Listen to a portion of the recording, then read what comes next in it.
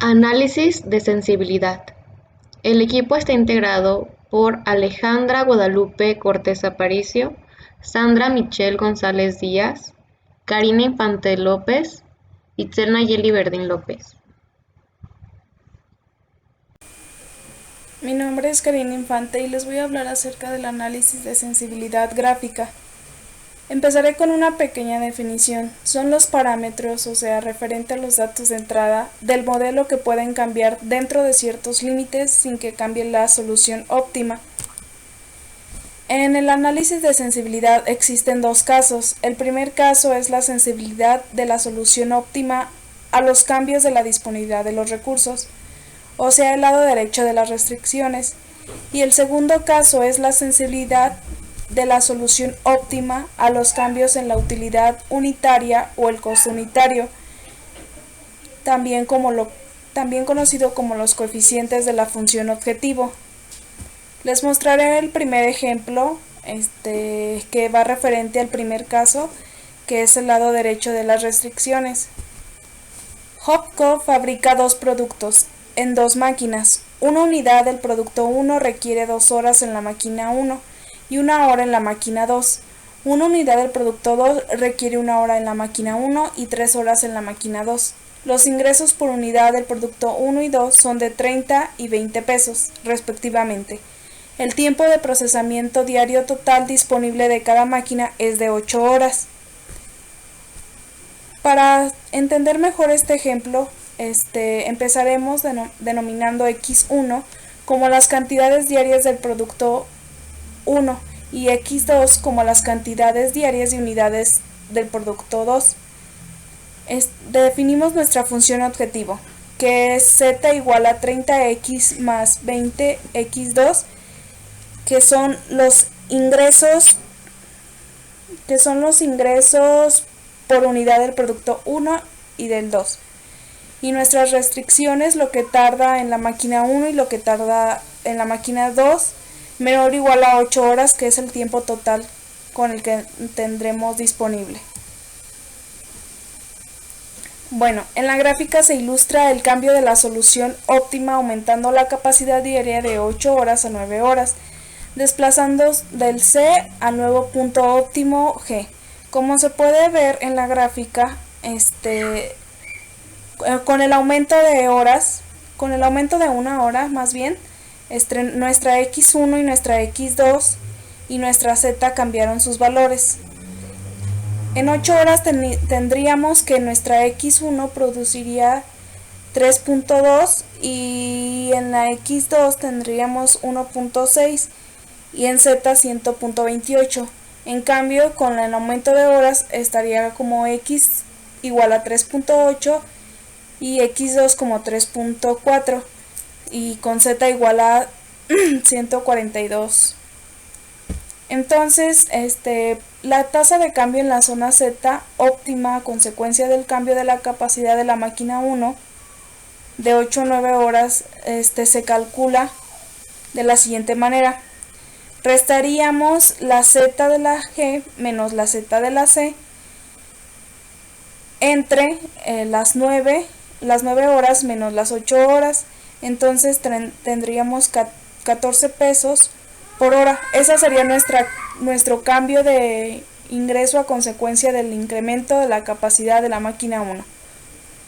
La tasa calculada proporciona un vínculo directo entre los datos de entrada al modelo, o sea, los recursos, y sus resultados, el ingreso total. Se dice que un incremento unitario, reducción en la capacidad de la máquina 1, aumentará, o sea, reducirá el ingreso a 14. El precio ideal de una restricción es la mejora del valor óptimo si se agrega una unidad adicional al lado derecho de la restricción. En la figura anterior podemos ver que el precio dual era de 14 pesos por hora. Permanece válido para cambios, o sea, incrementos o reducciones, en la capacidad de la máquina 1. Se mueven sus restricciones paralelas a sí mismo a cualquier punto sobre el segmento BF, según la capacidad de la máquina 1 en el punto B y F como sigue. Para obtener nuestra capacidad mínima de la máquina 1, en el punto B sería de 2.67 horas y la capacidad máxima 1 sería en el punto F sería de 16 horas. Para añadir tenemos una pequeña nota.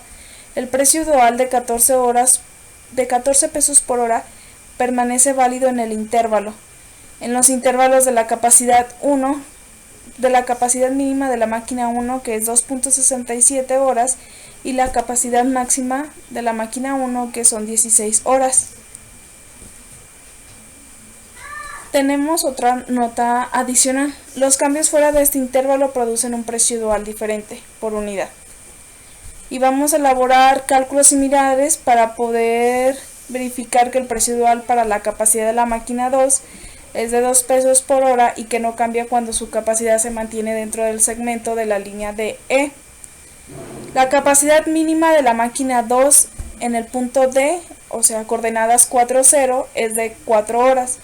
La capacidad máxima de la máquina 2 en el punto E, coordenadas 8, 0, es de 24 horas. Y por el tanto el precio dual es de 200 pesos por hora para la máquina 2. No cambia dentro del intervalo. Los cambios fuera de este intervalo producen un precio dual diferente.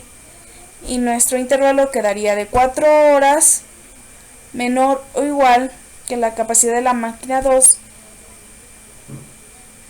La capacidad de la máquina 2 sería mayor o igual que 4 horas y menor o igual que 24 horas. Vamos a elaborar cálculos similares para poder verificar si el precio dual para la capacidad de la máquina 2 es de 2 pesos por hora y que no cambia su capacidad si se mantiene dentro del segmento de la línea de E. La capacidad mínima de la máquina 2 en el punto de coordenadas 4, 0 es de 4 y la capacidad máxima de la máquina 2 en el punto E es de 24, como ya se había mencionado. Bueno, probablemente nos surgirán algunas preguntas acerca de esto.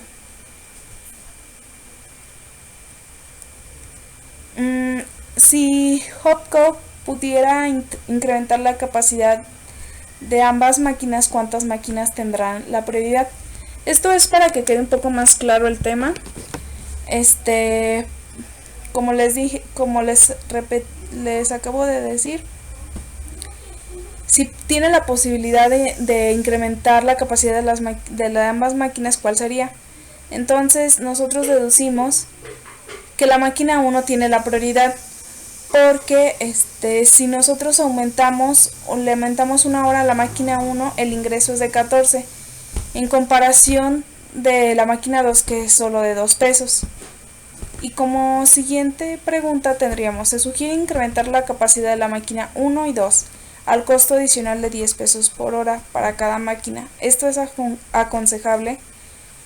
Para la máquina 1, el ingreso neto adicional por hora es de 14, entonces restaríamos nuestro ingreso, que son los 14, menos los 10, que son los costos adicionales, y tendríamos un costo adicional, un ingreso neto de 4 pesos.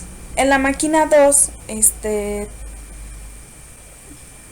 restaríamos el ingreso neto adicional, que son 2 pesos, menos el costo adicional, que son 10, y nos daría menos 8. Por consistente, solo la máquina 1 puede considerarse para el incremento de la capacidad. En el ejemplo 2, hablaremos del segundo caso del análisis de sensibilidad gráfica, que son los cambios de coeficiente objetivo. Como se muestra en la figura, las soluciones gráficas del problema de Hopco, presentando en el ejemplo anterior, el óptimo ocurre en el punto C, que tendría representando como x1 igual a 3.2, x2 igual a 0.16 y z igual a 128. Los cambios en unidades de ingreso, es decir, los coeficientes de la función objetivo, modifican la pendiente z. Sin embargo, como puede verse en la figura, la solución óptima en el punto C no cambia en tanto la función objetivo quede entre las líneas BF y DE, como se muestra en la figura. O sea, mientras no cambiemos la solución, o sea, nuestra función objetivo va a seguir quedando entre las líneas BF y DE. ¿Cómo podemos determinar los intervalos para los coeficientes de la función objetivo que mantendrán inalterable la función óptima en C? Pues primero escribimos la función objetivo. Imaginemos ahora que la línea Z está pivoteada en C y que puede girar en el sentido de las manecillas del reloj, así como el sentido contrario. La solución óptima permanecerá en el punto C en tanto Z sea igual a C1 por X1 más C2 por X2. Quede entre las dos líneas X1 más 3X2 igual a 8 y 2X1 más X2 igual a 8, que son las restricciones. Esto significa que la relación entre C1 entre C2 puede variar entre 1/3 y 2, lo que resulta en el siguiente intervalo de optimalidad. Entonces C1 entre C2 quedaría mayor que 1/3 pero menor que 2. Y pues esto sería todo de mi parte. Análisis de sensibilidad algebraica, cambios en el lado derecho. Objetivo: emplear el análisis del modelo PL en general. Es el ejemplo anterior, así que seguiré con la siguiente diapositiva. Para la obtención de nuestra tabla óptima se tiene que realizar la tabla simplex y de ahí todas sus iteraciones. Y se obtiene que nuestro valor máximo es cuando z es igual a 1350 y ocurre cuando x es igual a 100 y x3 es igual a 230. Determinación de precios duales e intervalos de factibilidad. Basándose en el ejercicio anterior, los precios duales y sus intervalos de factibilidad tienen que ver con los cambios en el lado derecho de las restricciones. Para demostrarlos se agregarán los cambios realizados en el tiempo de fabricación diario asignado de las operaciones 1, 2 y 3. En la operación 1 de 430 se le agrega de 1, en la operación 2 de 460 se le agrega de 2 y en la operación 3 de 420 se le agrega de 3. Tabla simplex. Se puede notar que los coeficientes en mis variables de cambio son iguales a los coeficientes en mis variables de holgura. Por lo tanto, al realizar el mismo número de iteraciones, se obtendrán los mismos valores como se muestra aquí. Las variables de holgura se sustituyen por las variables de cambio en las ecuaciones obtenidas de la tabla óptima. Ahí se muestran nuestras ecuaciones y nuestra función objetivo queda que z es igual a 1300 más 1 de 1 más 2 de 2 más 0 de 3. Obtención del intervalo de factibilidad. Las variables de cambio deben ser no negativas, por lo tanto las tres ecuaciones deben ser mayores o iguales a 0. En este tenemos dos casos. En el caso 1 es cuando nuestros tiempos disponibles en D1, en D2 y en D3 menos nuestros tiempos en cada operación de 430, 460 y 420 respectivamente, y lo sustituimos en nuestras ecuaciones, al menos uno de los tres es no factible, se realizarán más cálculos que se verán más adelante. En el caso 2, suponiendo que hubieron cambios en D1, D2 y D3, y al hacer la resta con nuestros tiempos de operación, y obtenemos que al menos uno de los tres sean factibles, obtenemos que x2 y x3, y al sustituirlo se obtienen nuestros valores.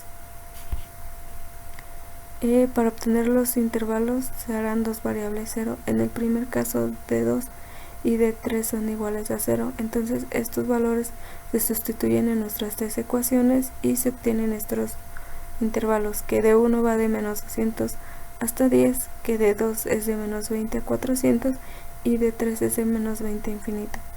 Nuestra tabla final queda que nuestros recursos son nuestras diferentes operaciones, nuestro precio dual son los coeficientes de mi función objetivo y mi intervalo de factibilidad los calculamos apenas, y nuestro actual es nuestro tiempo que nos está dando nuestro problema, y nuestra mínima es restándole los valores del lado izquierdo y la máxima es sumándole los valores del lado derecho.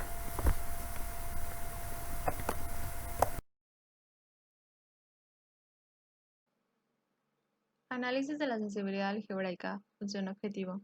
Para facilitar mejor este análisis, empezaremos definiendo qué es un costo reducido y su panorama. En el ejercicio anterior, en el modelo de Toico, la ecuación aparecía de esta manera. La solución óptima no produce trenes de juguete, por lo tanto x1 es igual a 0.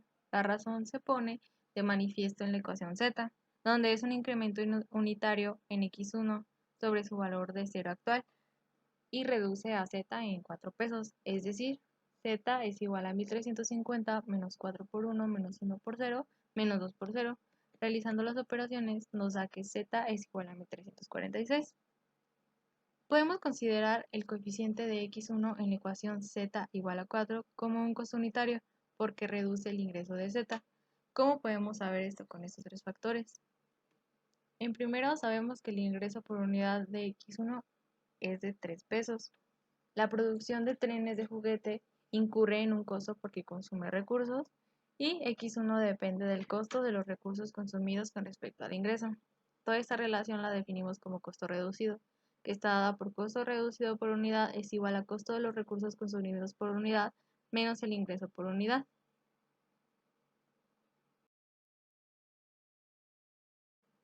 Para apreciar la definición anterior, tenemos que el ingreso por unidad de camiones de juguete es igual a 2 pesos, lo que es menor al ingreso por unidad de trenes de juguete, que son 3 pesos. La solución óptima que se recomienda es producir camiones de juguete y nada de trenes, lo que hace que x2 sea 100 unidades y x1 es igual a 0. La razón es que el costo de los recursos consumidos por camión de juguete, o sea, el tiempo de las operaciones, sea menor que el precio unitario. Dada esta definición, podemos ver que la variable no rentable como x1 puede hacerse rentable de dos maneras: incrementando el ingreso unitario y reduciendo el costo unitario de los recursos consumidos. En la mayoría de las situaciones, las condiciones del mercado dictan que el precio por unidad puede ser difícil incrementando su voluntad, pues por otra parte, la opción más viable sería reducir el consumo de recursos porque el fabricante puede reducir el costo si hace que el proceso de producción sea más eficiente. Bueno, seguimos con la determinación de intervalos de optimalidad. Este desarrollo se basa más que nada en la definición del costo reducido. Siguiendo con el modelo de Toico, sean de 1, de 2 y de 3 los cambios de los ingresos unitarios en camiones, trenes y autos respectivamente, la función objetivo nos dará como la siguiente manera. Se sustituye ya el costo reducido con los cambios de los ingresos unitarios de cada producto. Consideramos la situación general en la cual todos los coeficientes objetivos cambian al mismo tiempo. Dados estos cambios, la fila de Z en la tabla de inicio aparecería así.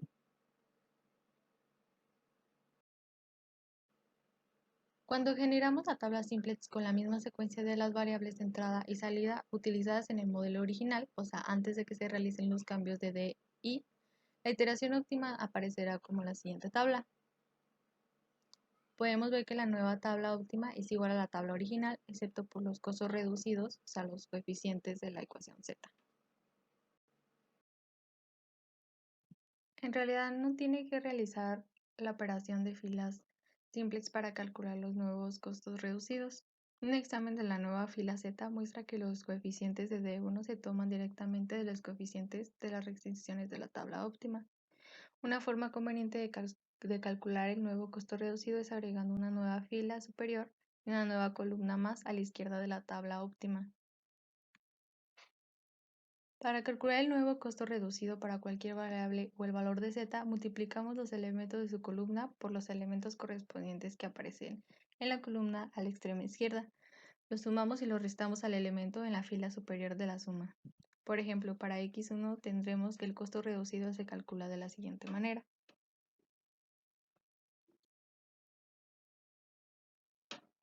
La solución actual permanece óptima en tanto los costos reducidos, o sea, los coeficientes de la ecuación z, permanezcan no negativos. Esto quiere decir que se tendrá un caso de maximización. Por lo tanto, tenemos las siguientes condiciones de optimalidad simultáneas que corresponden a x1, x4 y x5 no básicas, que son las siguientes. Supongamos que la función objetivo de Toico cambia de esta manera. Entonces tendremos que D1 es igual a menos 1, D2 es igual a menos 1 y D3 es igual a 1. Así, haciendo la sustitución obtendremos los siguientes resultados y los tres quedarían satisfechos.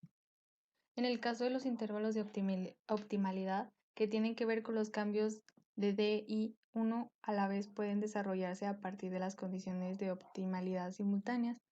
Por ejemplo, supongamos que el coeficiente objetivo de x2 solo cambia de 2 más D2, es decir, que D1 es igual a D3, entonces esto nos da el valor de 0. Las condiciones de optimalidad simultáneas se reducen, por lo tanto, a los siguientes intervalos. Análisis de sensibilidad con TORA, software y AMPL. Hoy en día contamos con herramientas que nos ayudan a proporcionar resultados mediante software. Uno de esos, por ejemplo, es TORA, el cual, como se muestra en la imagen, proporciona los datos de análisis de sensibilidad de forma automática y el resultado incluye los costos reducidos y los precios duales, así como los intervalos de optimalidad y factibilidad.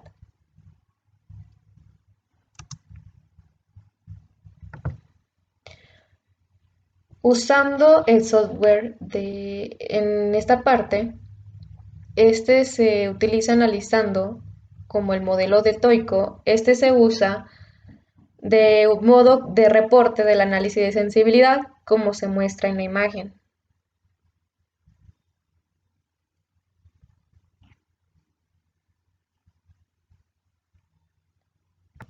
Por último, usando AMPL, el reporte de análisis de sensibilidad se obtiene de inmediato, proporcionando un código necesario para determinar los resultados obtenidos.